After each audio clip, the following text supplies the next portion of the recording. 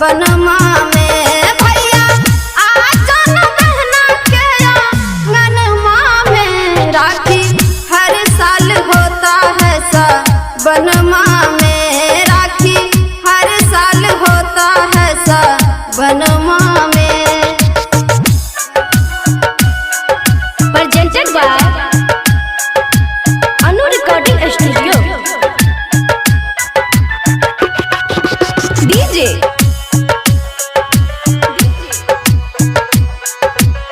Sumit Satish Raima। हम बहना तेरे याद करेंगे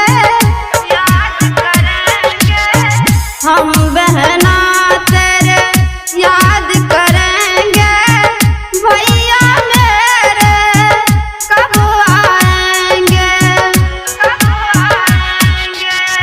हम बहना तेरे याद करेंगे भैया मेरे कब आएंगे भैया आ जाना बहना के आंगनमा में राखी हर साल होता है बनमा में।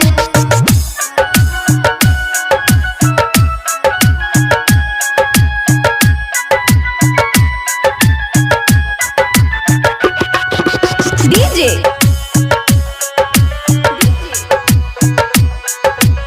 Sumit Satish Raima। राइटर रीता